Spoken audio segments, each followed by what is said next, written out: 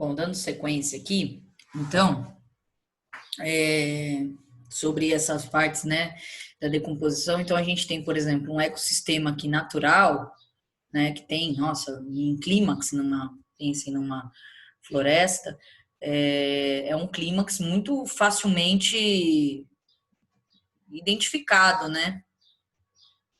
O agroecossistema é um pouco diferente, então a gente tem que a palha depositada pelo sistema plantio direto, né? E alguns resíduos orgânicos, exatamente por essas questões depositadas na superfície.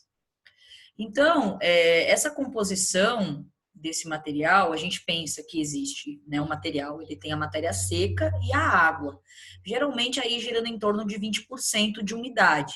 Aí vamos separar também o que tem essa composição. A gente vai ter uma parte do carbono, hidrogênio, das cinzas e do oxigênio presente, né? Ou seja, as camadas que são os carbonos, hidrogênio, cinzas, oxigênio, e a outra parte que tem de celulose, de açúcar, de proteína, lignina, hemicelulose, que são os tipos de compostos. Já a composição elementar é tudo isso que vai compor os compostos, por exemplo, carboidratos, né? Os carbonos, por isso que chama carboidratos. As proteínas, a gente já tem o quê? Tem as moléculas básicas, são os aminoácidos, tem o nitrogênio, já compõe outra parte. Celulose, hemicelulose, compostos grandes, então, que a gente tem de açúcares, né? Enfim, tudo que está presente aí no material. Daí a gente tem também alguns tipos de resíduos orgânicos, por exemplo, como a vinhaça, que é utilizada, resíduo, né, do processo de fabricação de álcool. Então, sobra vinhaça, é muito utilizada aí, né, na fertirrigação. O lixo orgânico também, os biossólidos, alguns deles podem ser feitos em relação a lodo de esgoto, né, e outros materiais que podem ser utilizados.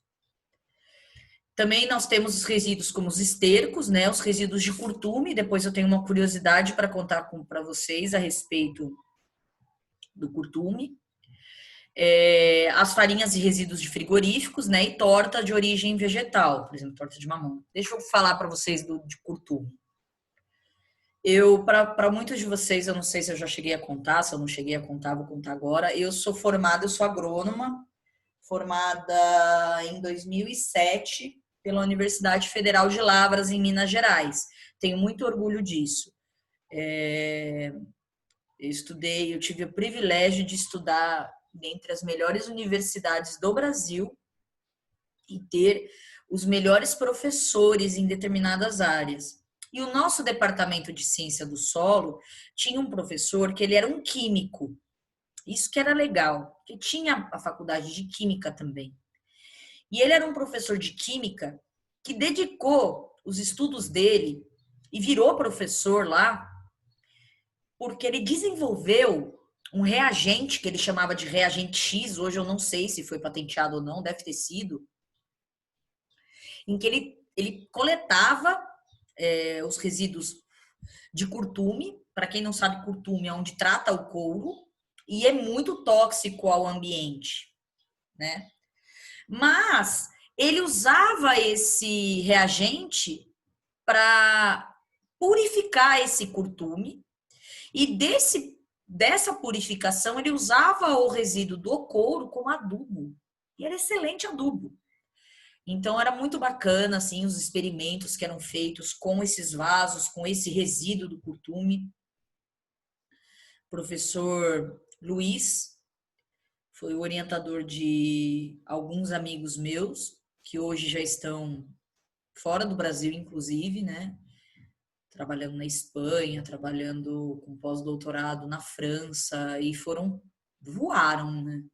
Muito legal. Uma curiosidade para vocês. Então, eu tive o privilégio, eu tive o privilégio mesmo. E sabe o que eu acho bacana? Eu poder contribuir e compartilhar isso com vocês. Porque o professor, ele não é só aquele que ensina. O professor é aquele que motiva o aluno. O professor é aquele que se prepara para dar uma aula, e na hora que o seu aluno está ali, é como se a gente passasse um pedacinho da gente para vocês. E com toda a certeza do mundo, vocês serão muito melhores do que nós, sem dúvida. E é essa a verdadeira função de um professor. Eu, graças a Deus, tenho muito orgulho de ter a profissão que eu tenho, porque eu costumo dizer isso para os meus familiares e as pessoas, meus amigos, as pessoas mais íntimas da minha vida. Que quando eu vou num local, uma consulta médica, ou seja, fazer um cadastro, sempre me perguntam a minha profissão. E eu sempre respondo que a minha profissão é professora. Porque eu sou agrônoma doutora, mas eu sou professora. Essa é a profissão. É isso que eu exerço para vocês, para a sociedade, e é isso que eu vou fazer para o resto da minha vida. Com muito amor. Eu amo fazer isso. E poder lembrar dessas histórias e trazer para vocês é como se fosse uma parte de mim que eu estou entregando a vocês. Mas vamos voltar, né? As raízes e os exudatos. Então, a gente tem esse composto no solo. Então, a gente tem, que a produção das raízes, né, pelas principais culturas, se nós analisarmos a profundidade que são feitas, a gente pode observar aqui, dentre a profundidade, o teor de matéria seca em profundidade, a gente tem uma concentração muito grande aí, principalmente na superfície. Então, a braquiária, a gente pode observar que, avaliado 16 anos depois, formação do pastejo, a gente tem que a produção de 0 a 4 centímetros, onde eu tenho 54% da produção. Isso é ideal? Na realidade, o ideal seria essa distribuição mais uniforme, mas a concentração é superficial. Então, nós temos, né, que essa produção aí da floresta amazônica, por exemplo, a floresta amazônica, ela vai ter um total, né, produzido aí de 7,6 miliquilos, né, toneladas por ano, e que isso vai exportar e trazer a quantidade de nitrogênio e de fósforo muito interessante, ou pelo menos, né, que torna isso sustentável. Por isso que ali é um clímax, ele tem uma sustentabilidade no seu sistema, pelo que é produzido. E é muito interessante essa questão de exudados, porque o que são os exudados? Os exudados, eles são os compostos orgânicos, são secretados pelas raízes, e essa rizosfera é responsável por ser um ambiente em volta da raiz que vai influenciar na questão de micro-organismos. Então, eu vou ter aí atração por micro-organismos benéficos, condições para o desenvolvimento desses micro-organismos, né, a partir dessas raízes. Então, o rizosfera, os exudados, é muito importante. Com relação àquela parte que eu mostrei da distribuição radicular, não que não tenha a profundidade, ainda mais de braquiária, mas a concentração dela é muito maior de 0 a 4, o que mostra para nós a importância também da rotação da cultura, para disponibilizar maior exploração radicular, condicionador de solo, uma gessagem independente, dependendo, né, para o desenvolvimento radicular, uma rotação de culturas. Então, a gente tem, né, que as plantas, elas passam por processos aí de mineralização. Então, aqueles materiais orgânicos se transformam em amônio e nitrato, que seria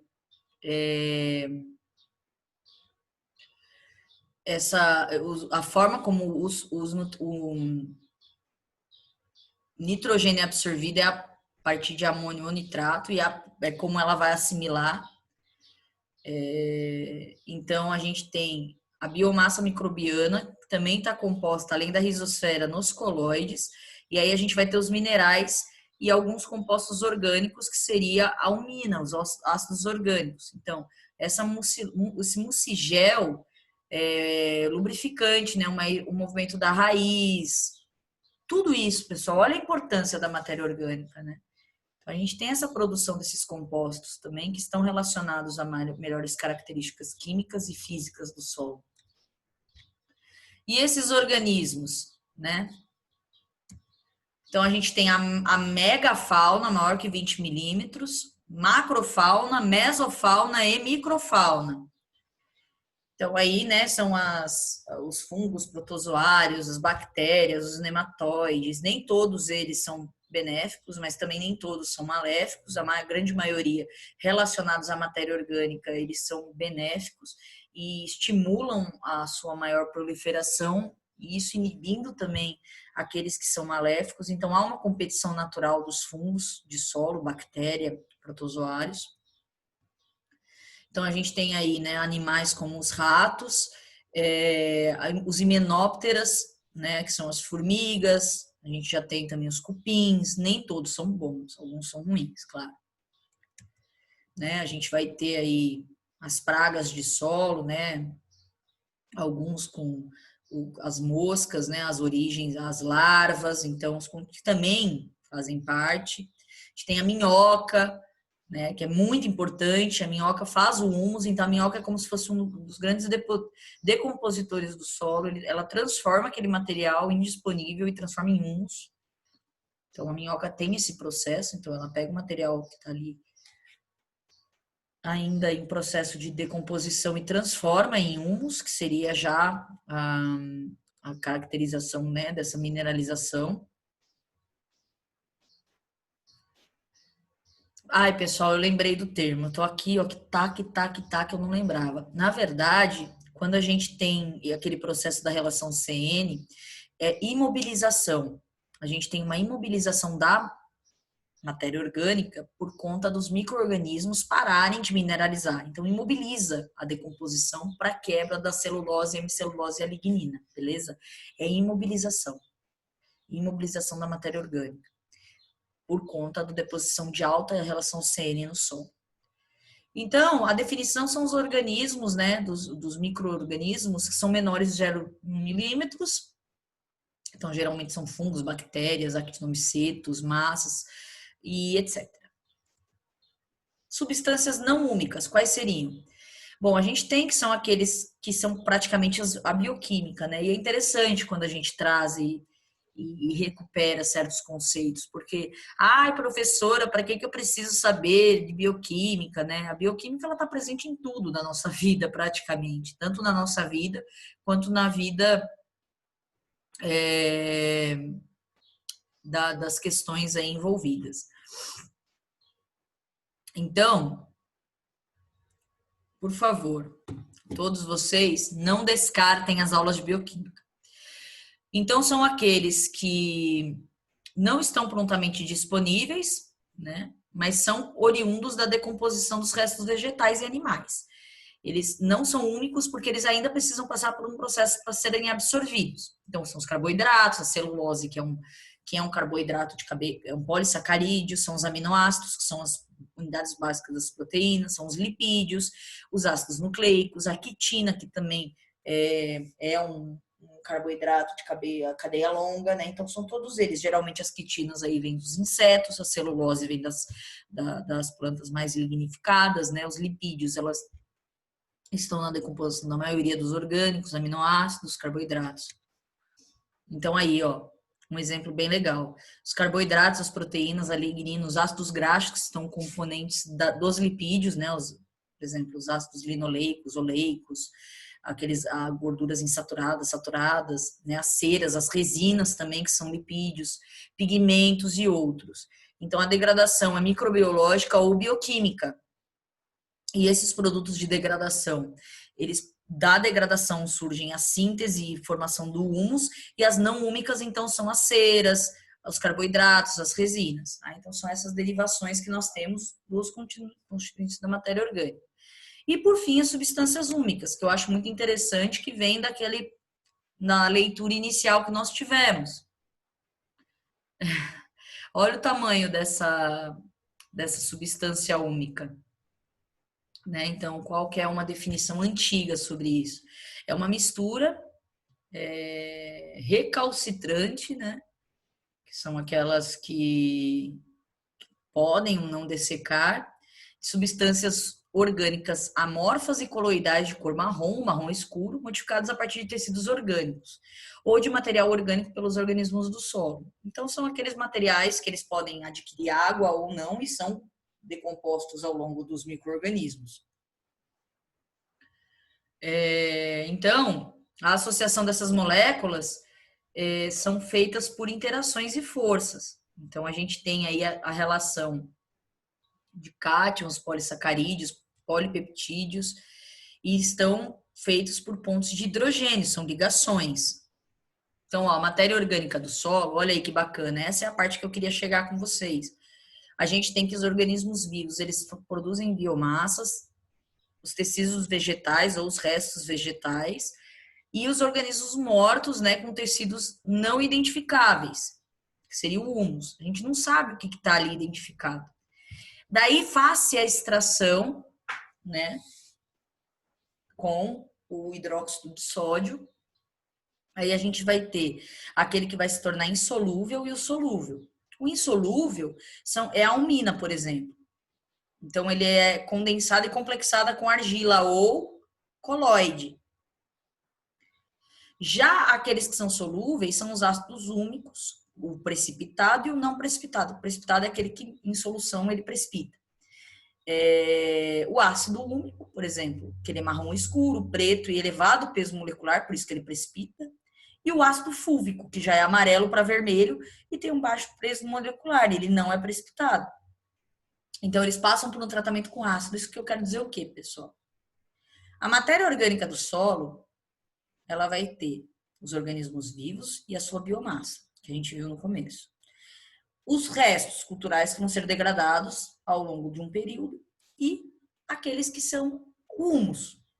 Mas o humus, ele é separado em aquele que não é solúvel em hidróxido de sódio, né, no caso, que é a almina, que fica nos coloides, e os que são solúveis. E aí a gente tem o ácido úmico e o ácido fúlvico. E esses são aqueles que a gente encontra também no mercado hoje para aquisição. Bom, pessoal, acho que foi uma aula bem carregada, bem interessante. Eu espero que vocês tenham aproveitado. Lembrando que existem algumas questões que eu fiz, são questões simples, mas que vocês aproveitem o material suplementar que eu passo, peguem leituras, façam suas leituras, aproveitem esses momentos, tirem suas dúvidas, porque isso que a gente está falando em sala está acontecendo no dia a dia. Muitos de vocês hoje podem nem pensar, mas daqui para frente podem virar vendedores. E se vocês tiverem produtos como esses na mão, se vocês souberem explicar isso que eu expliquei para vocês, além do produtor ter muito mais informação, que hoje ele não aceita menos que isso, a gente vai ter um profissional com muito mais credibilidade.